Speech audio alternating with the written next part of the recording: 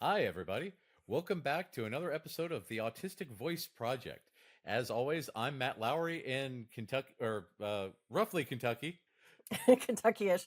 I'm Erin Findley in California.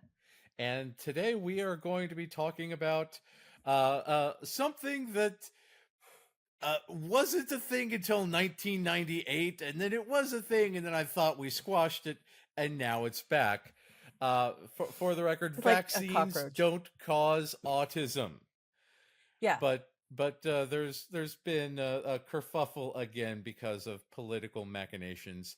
So we figured that, being a podcast about autism, we really need to go on the record as saying why the belief that this might be the case is absolutely untrue, the damage that this lie has done, and what we can do about it.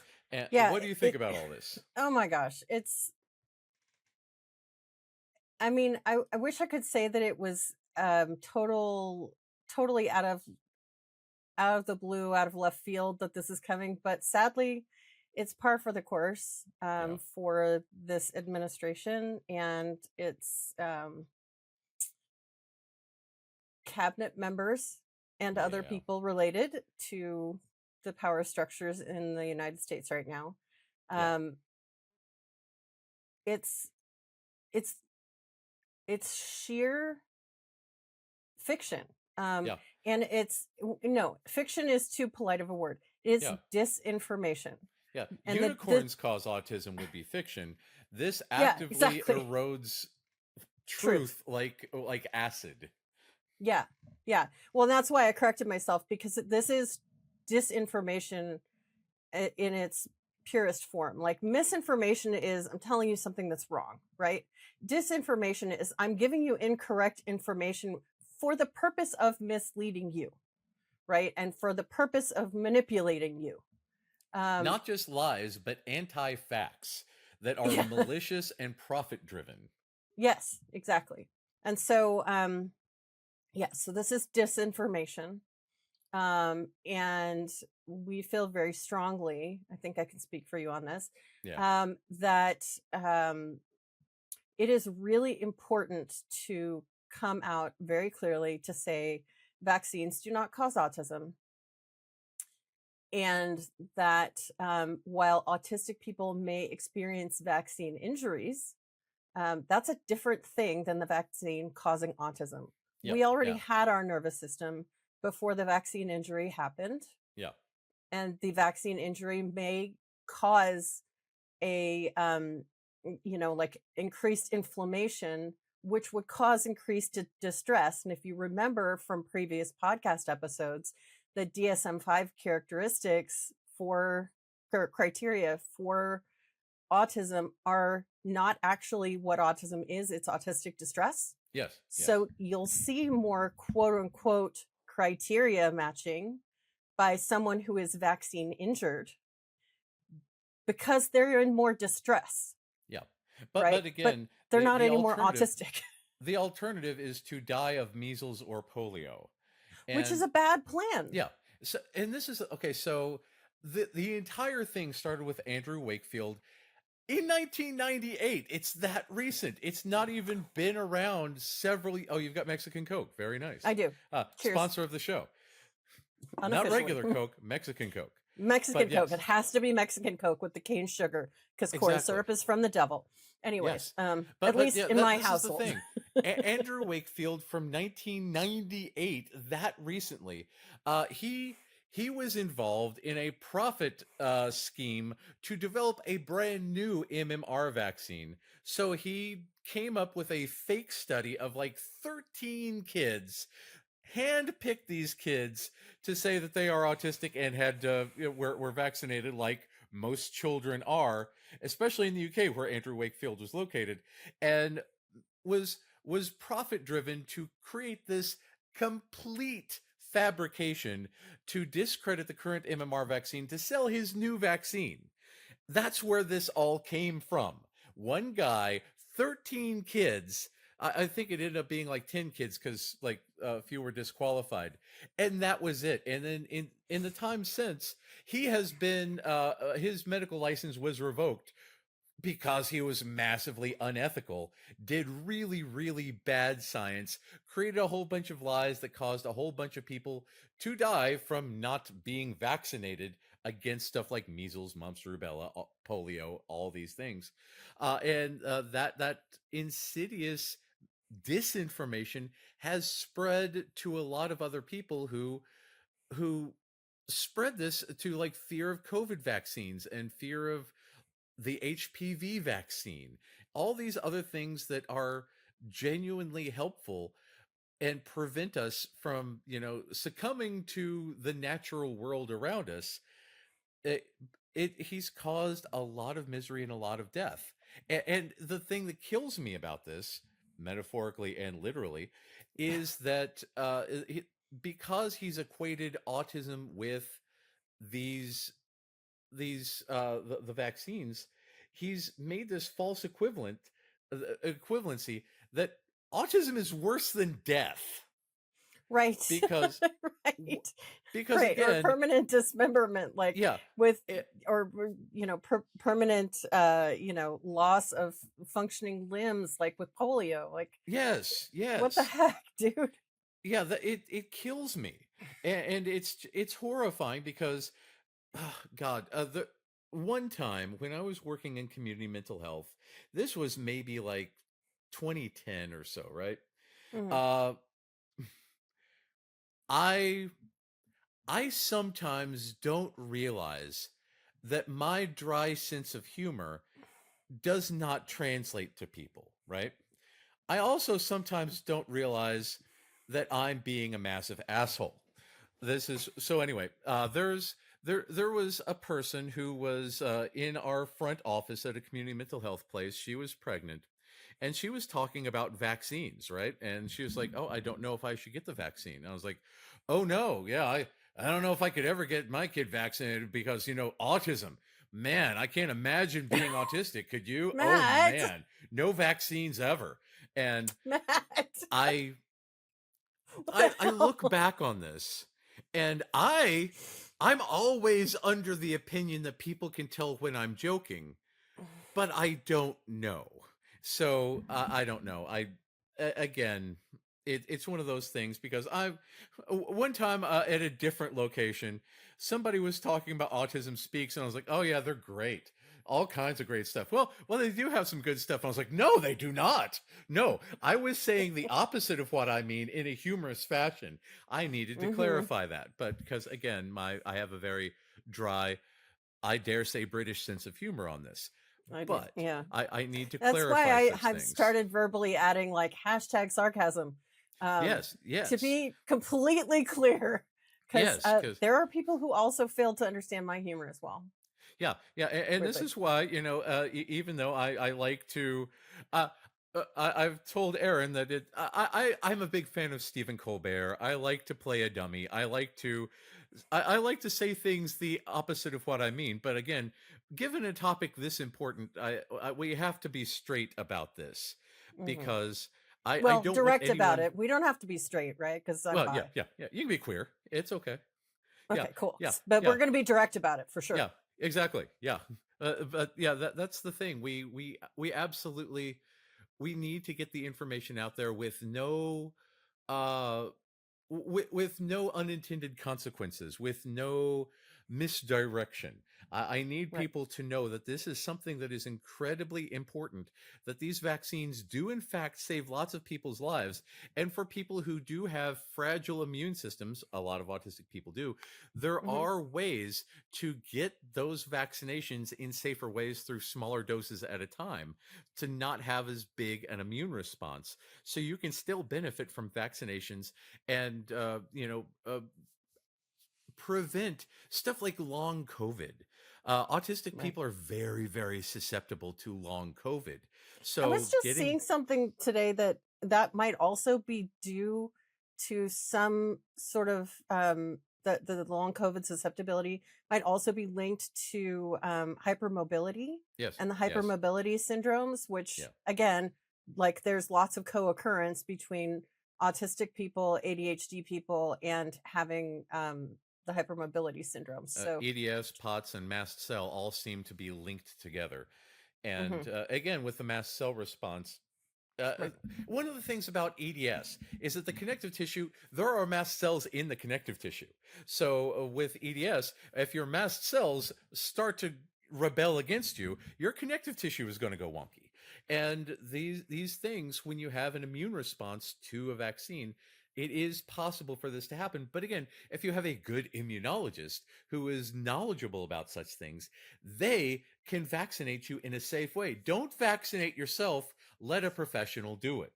And Yes, if you have a good professional who is knowledgeable about such things, having a good network to where they can introduce you to a good knowledgeable person about such things, it is it is completely safe.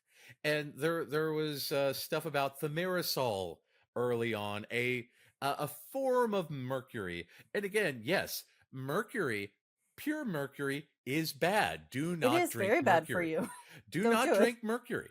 Mm-mm. But thimerosal is a form of much like, okay, so there's aluminum, the stuff that goes into cars, and is it aluminum oxide that is deodorant? You're not putting cars in your armpits. That's What? yeah, it's very Huh. different. And this is the thing with thimerosal, and it's not even in vaccines anymore, but it was a preservative, but it does not have the same effects as, like, was it ethyl mercury? I can't remember I exactly don't what it remember is, either. but it's not the same as breaking open a thermometer and drinking it by any means. Plus Which is the amount also a of, bad idea because, shards of glass in addition to mercury. yeah, lots of problems Just there. don't do that. Yeah. And this is why we trust scientists, because Right. with the notable exception of like Andrew Wakefield and the people advising, the people handpicked by RFK to advise him, which the putting the cart before the horse on that, the most of us, there are a lot of autistic people who go into science because we are truth seekers, because we want to explore the natural world around us. And even allistic people who want to search for truth go into science. Science is not a well paying institution. We do it for the love of learning. Mhm. There are no, well, maybe Neil deGrasse Tyson. I Private don't know what his private fame is, but sector yeah, and, like, you know, science celebrities, yeah. like Bill Nye the Eh, Science Guy might yeah, have more maybe. money. Yeah, and He's at least got a recognizable name. yeah, but generally speaking, the vast majority of scientists out there do it because they love research, because they love learning, because otherwise we wouldn't be doing the same thing 13,000 times in a row. That's very taxing. We do it because we want to learn. Mhm. And the vast majority of scientists out there do it because they want to improve the world around them. There are inevitably some Doctor people who, Evils? what's that? I said they're inevitably Doctor Evils? Exactly. Yeah, and every one of Batman's villains is a scientist. Right, exactly. Yeah, they're all very well educated and they do evil, but Yes. that's how this is. Yeah. There are some people out there who are going to misrepresent. There are some people who are going to, you know, there are corporations who will hire ethically dubious scientists to do their bidding, and there are some corporations who will hire ethical scientists and then misrepresent their data. Mhm. But generally speaking, we science is a process of learning, of discovering truth, and if truth is found to be an error, we accept the new error and learn new stuff. But Right. that's, That's called revising your opinion because yeah. you learned. Yes, exactly. And everything that I know about autism today, if it's disproven in the next 5 years, I will disavow anything that I've said now and said, I was in error back then. That was the best I knew. Now I know better. Right. And it's this thing that there's people dying of measles. We almost Yeah. wiped out measles. It's insane because so many people, the the people who want to, oh, I mean, there's reasons to doubt big corporations, but the people who are profiting heavily on the deaths of children from measles, you should mistrust them more. Mm, And RFK very, very much exploits and gets a lot of money from these people who stand to profit from all of these situations. And if you want a conspiracy theory, it's the most obvious conspiracy in the world. The guy who is getting rich and powerful based on all this stuff, you should not right, listen to him. right. So then that leaves the question, well, how do you find reliable resources for scientific information? I mean, aside from us. Yeah, Um, that's a good question. How do we yeah. do that, Erin? So I came prepared Oh, good. with with a little ammo today. So my favorite resource for getting reliable information about public health issues is a newsletter called Your Local Epidemiologist. This is a newsletter that started. Shocker, the woman who is in charge of it is an epidemiologist. So it's like a Oh, scientist who studies how epidemics happen. And she looks not just at disease epidemics, but also things like the epidemiology of violence and things like that. So there's more than just disease when it comes to epidemiology. But anyways, um, in in the beginning of COVID times, there were a number of people, like many of you, probably our favorite listener, um, who were looking for reliable information because the information we were getting from the scientific community was spotty, and it yeah, was also not coincidentally controlled by a Trump White House. yeah. Um, and it was vague and inaccurate, and there were lots of sweeping statements that were made, like take ivermectin, don't Oh take God. ivermectin, Inject um, sunlight. right? Drink bleach, don't drink bleach, Yes. right? Like don't take any of that advice. It sucks. It's terrible, you know. Yeah, But people, and as a side note, some of the anti-vaxxers promote giving bleach enemas to children to quote unquote cure autism. Don't do that either. That's right? insane. No No, no, sensible. bleach does Don't not belong inside the body. No, don't get your no. medical information from Jenny McCarthy and Rob Schneider. Those are not good people. Yikes. Oh my Yikes. God! If you're getting your health information from the guy who played the janitor on news radio, oh my God! Please help Please us. find a better source. Oh my God! So yeah, So please so anyways, continue. my better source is Dr. Caitlin Jetelina. And Who's she a started doctor? this.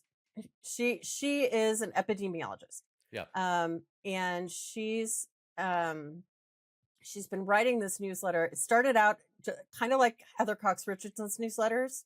It Also started very out as reliable. um, an informal email to friends, and then other friends were like, "Hey, you should read this," and it spread, and then other people were like, "Oh wow, this is actually really good," and it's also very digestible. It's written for normal people. It's not highly technical. When she does use technical terms, she explains them. So like it's a lovely piece of work.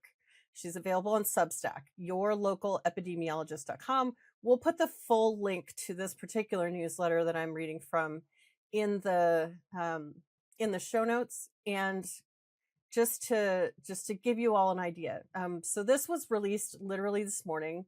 We're recording this today, Friday, November 21st. So this was released this morning, and this is just an excerpt.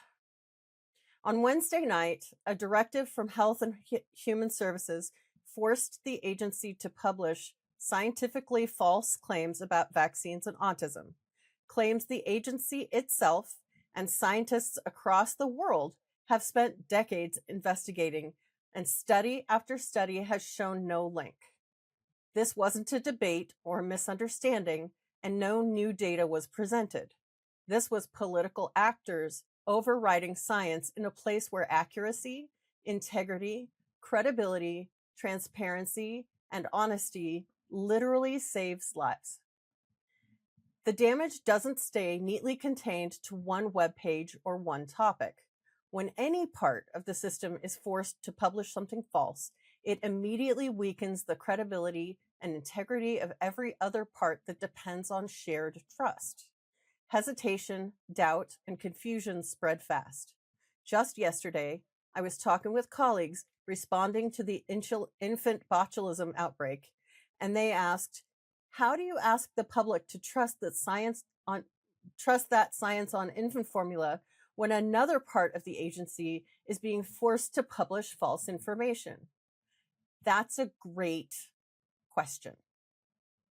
So in this newsletter, which again will be linked in the show notes, she does list a number of resources to get good information and a number of places to not go to for information.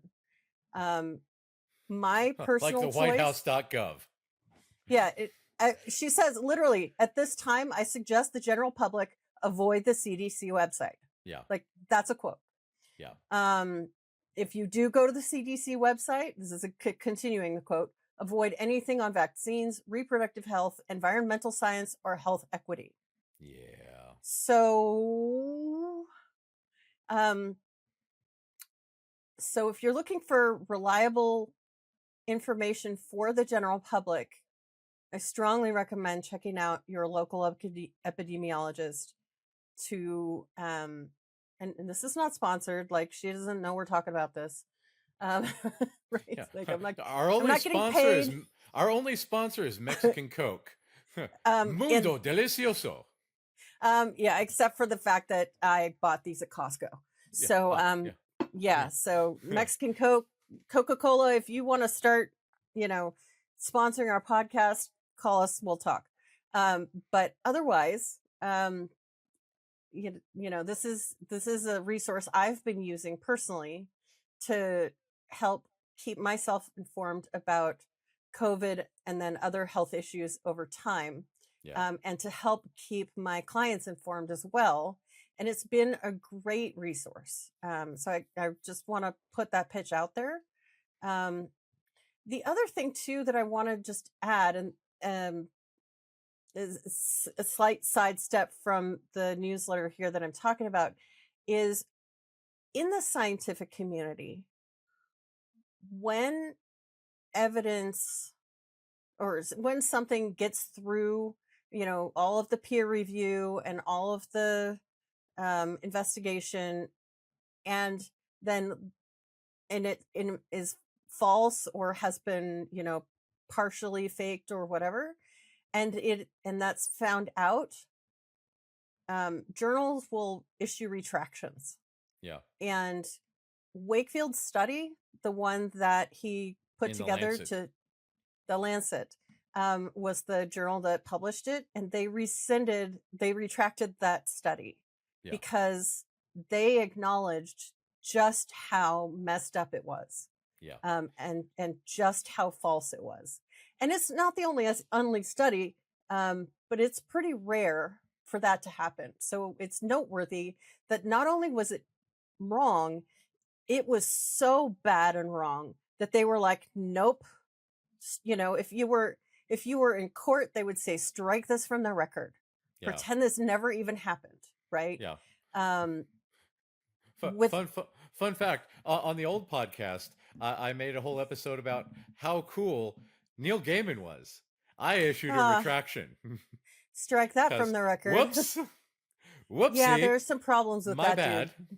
dude. But yes, when we publish information that is inaccurate or wrong, or we gain new information that discredits the previous information, it is on us as scientists, as the beacons of accuracy, to retract that and say, I apologize for that. I didn't have all of the information. New information has been revealed.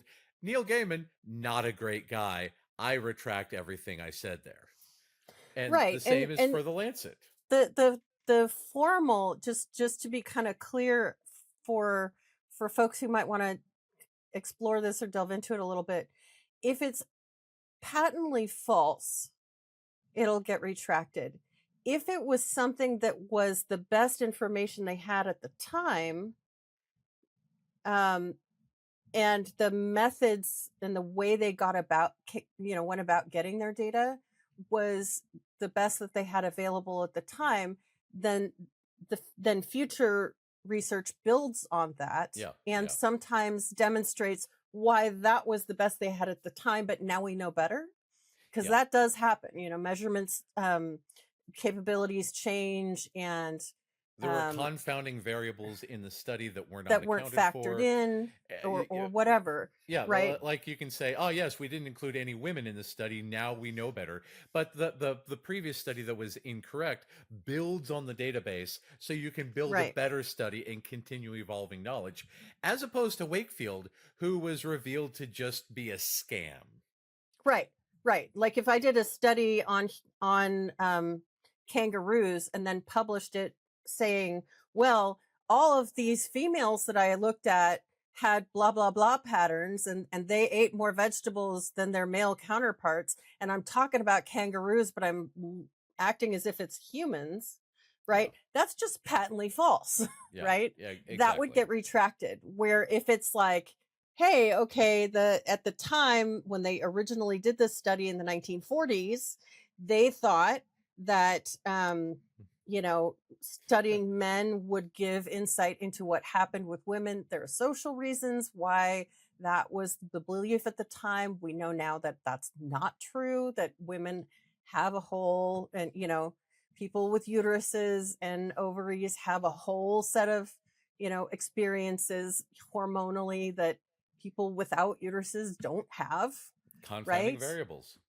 And so now, and also we've evolved to see that people with uteruses are in fact humans, just Yeah, like oh, people fancy without that. uteruses. Yeah, um you know or at least there's many people believe that with us, but anyways, the point is, not in um office, but still, we're out there. yeah, Yeah, um but over time it grows, right? Over time, it's as we evolve into a closer version of our better selves, which I would like to believe is the general direction we're going, despite the current setback. yeah. um as we continue to grow and move forward, we build on the old, we course correct when we need to. But when people are being outright deceitful, that's when stuff gets retracted. Yeah. So, just a And point of clarification for anyone who's interested. Andrew Wakefield is one of the greatest con artists that Yeah. ever published anything. Hmm. And again, with the notable exception of like RFK and the people he's put in charge, who are also massively discredited because they also deliberately spread misinformation, did incredibly bad things in quote unquote laboratories that everybody he's choosing says what he wants them to say because it profits him heavily. But again, they it's not that they're bad at science, is it that they're doing the opposite of science. They're just Yeah, they're not doing science. no, they're publishing things for personal profit with no evidence behind it whatsoever. Right. And this is why this is so important, because if chances are, if you're listening to us, Bob from Tulsa, who listens to us 32 times a day, we We love you, appreciate you. Bob. Yes, We do. we chances are you're already on this train.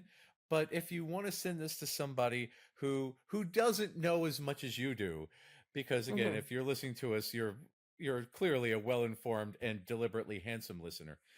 Bob from Tulsa. Or beautiful, if that's your aesthetic. Yes, and whatever, and that's the thing. You know this, and we're probably preaching to the metaphorical choir here, but hopefully this will give you some stuff.